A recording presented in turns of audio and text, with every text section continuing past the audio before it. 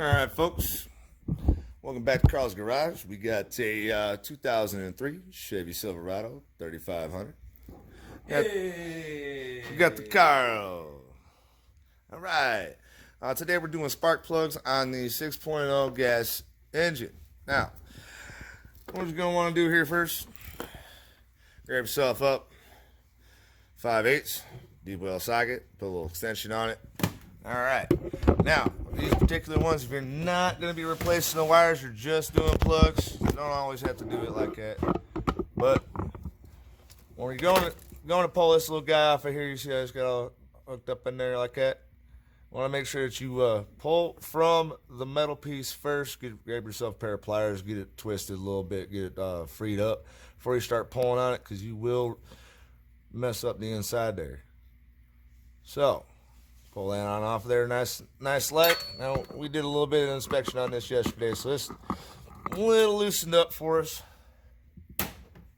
And I'm gonna go ahead and get our socket fitted on here, right up underneath of that exhaust there. All right. Now, sit you down on over here. Make sure you guys can see something. All right.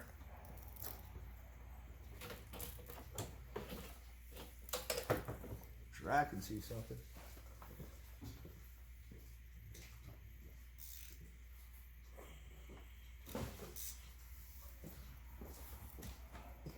You already got one spark plug out? Oh, working on it right now. I mean, brand new one? No. Prepping. Alright, spark gap on this is 0.04. 0.04 on that spark gap. Nice. Always double check your spark plugs. They're supposed to be gapped properly, but they're not always. This one is gapped at 0.04. This is an OEM plug, AC Delco double platinum. That's what goes in these. That's what's gonna make it run best. Yeah. Papa. The first one got the coolant temperature sensor real close to it, so try not to break it or anything. This one was already broken when it came in. That's alright, we got more of those sockets.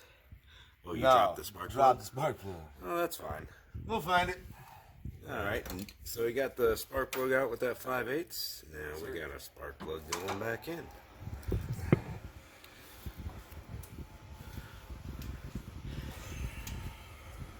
Big thing is, you just don't want to cross thread your spark plugs going in. Make sure they're going in smooth before you put the torque from the ratchet on it.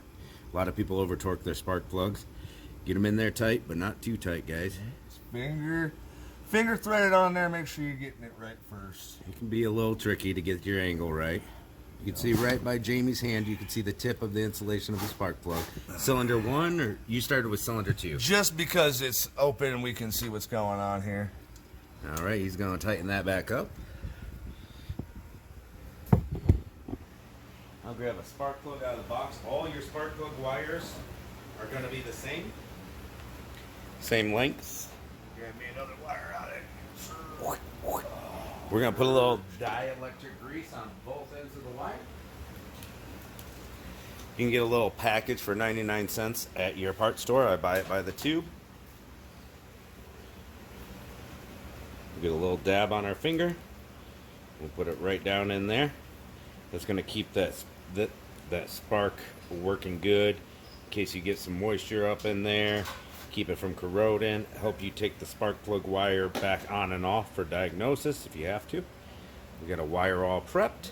You got that spark plug all tightened down? Yes, sir. All right. Now last step is just to throw that spark plug wire back on.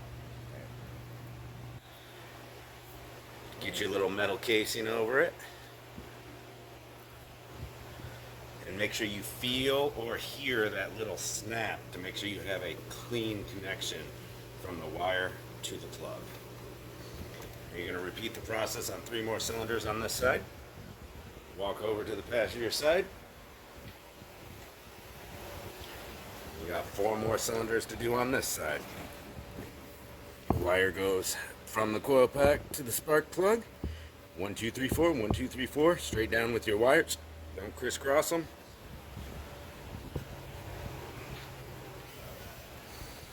And that about does it, right, Jamie? Yes, sir. Is that all the info they need to know? That's it. All right. See you guys later.